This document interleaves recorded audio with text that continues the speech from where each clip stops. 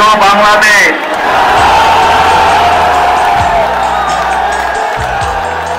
প্রিয় ভাই বোনেরা, সমগ্র বাংলাদেশের আগামী দিনের যারা ভবিষ্যৎ অর্থাৎ আজকের যুব সমাজ এবং আজকের যে তরুণ সমাজ আছে, নতুন প্রজন্ম আছে, তোমাদের সকলের জন্য তোমরা বাংলাদেশের ভবিষ্যৎ।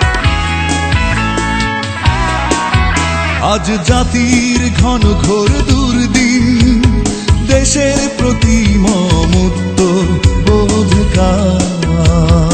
যদি তুমি ভয় পাও তবে তুমি শেষ, যদি তুমি রুখে দাঁড়াও তবে তুমি বাংলাদেশ। মুক্ত করার অধিকার কার, আমার বলতে আজ দ্বিধা নেই, তিনি আমাদের মালার মধ্যমণি, মালার মধ্যমণি। মহানুভব নেতা, জাতীয়তাবাদী। বিএনপির সমাবেশের লাখো মানুষের অংশগ্রহণে যেভাবে মানুষ বিএনপি জাতীয়তাবাদী শক্তির ডাকে রাজপথে নেমে এসেছে, যেভাবে তাদের মসনদ কাঁপা শুরু করেছে, ভয় ভীত হয়ে বলেছে যে বেশি বাড়াবাড়ি করলে বলে খালেদা জিয়াকে আবার জেলে পাঠাবে। প্রিয় ভাই বোনেরা, খালেদা জিয়া আমার মা, আমি তার সন্তান। আজ শেখ হাসিনা যেই কথা বলেছে খালেদা জিয়াকে জেলে পাঠাবে, আজ আপনাদের সামনে এবং সোশ্যাল মিডিয়ার মাধ্যমে যারা সংযুক্ত আছেন প্রতিটি মানুষের কাছে আমি শুধু একটি কথা বলবো, শেখ হাসিনার এই জবাব আমি দেব না। শেখ হাসিনার এই জবাব আমি বিশ্বাস করি দেশনেত্রী খালেদা জিয়া হচ্ছেন গণতন্ত্রের নেত্রী, বাংলাদেশের সাধারণ মানুষের নেত্রী। কাজেই হাসিনার এই কথার জবাব বাংলাদেশের মানুষ তাকে দেবে। এই জবাব আমি দেব না, এই জবাব আমি দেব না। খালেদা জিয়া মানুষের নেত্রী, মানুষ এই জবাব দেবে। ঘোর এক দুর্দিনে যে দিয়েছিল আশ্রয়, যদি চক্রান্ত নেমে আসে মাথার উপর।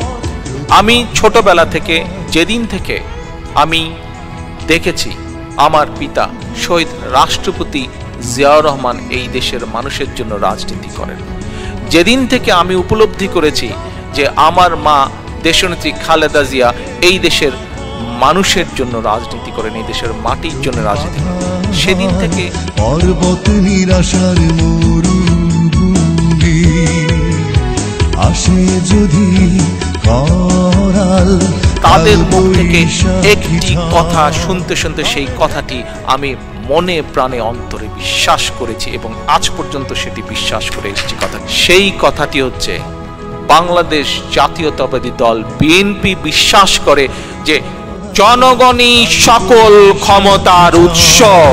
তবে ভেবে নতুন করে গড়বে দেশনেত্রী, স্থাপিত হবে উন্নত বিজয় পতাকা। আমি জানি আমার বাংলাদেশের লক্ষ লক্ষ বিএনপির নেতাকর্মীর বিরুদ্ধে আজও সেই 2018 সালের গায়েবী মামলা চলছে। আমার 40 লক্ষ নেতাকর্মীর বিরুদ্ধে গায়েবী মামলা আছে। আমি প্রতিটি গায়েবী মামলা কাঁধে বহনকারী। মেতেছিল বাংলাদেশ, দুর্যোগ রাত নিকষ, অন্ধকার হবে আলো। মাফিয়া শেখ হাসিনা কয়েকদিন আগে বলেছে বিএনপির অবস্থা নাকি হেফাজতের মতন হবে। শেখ হাসিনা স্বীকার করে নিল যে হেফাজতে যে মানুষগুলোকে সেদিন হত্যা করা হয়েছিল সেই হত্যার নির্দেশদাতা সে।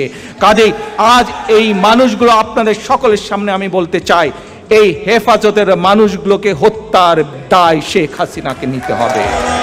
আর অধিকার কার, আমার বলতে আজ দ্বিধা নেই। যেদিন ইনশাল্লাহ বাংলাদেশে জনগণের সরকার প্রতিষ্ঠিত হবে সেই দিন ওই বিডিআর হত্যাকাণ্ডের বিচার হবে। মহানুভব নেতা, জাতীয়তাবাদীর অগ্রদূত।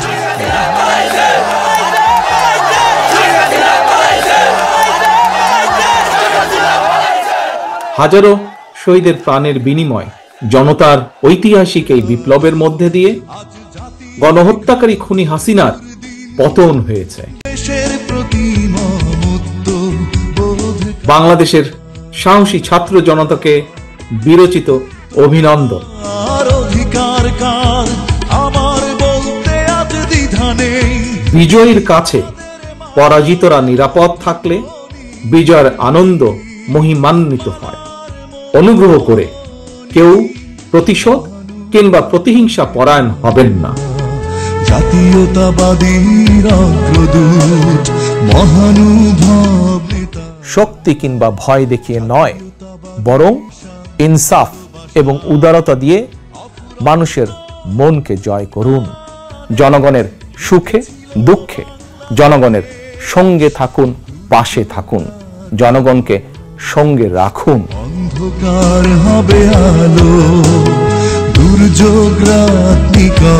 গণহত্যাকারী হাসিনা পতনের আন্দোলনে প্রবাসী বাংলাদেশিরাও বিশেষ অবদান রেখেছেন। কোন কোন প্রবাসী বাংলাদেশিকে জেল জুলুম সইতে হয়েছে বা এখনো হচ্ছে। প্রবাসীদের অবদানকে কৃতজ্ঞতার সঙ্গে স্মরণ করে দেশে প্রবাসে সকলকে ধন্যবাদ। দেশ দুর্যোগ রাত নিকট, অন্ধকার হবে আলো।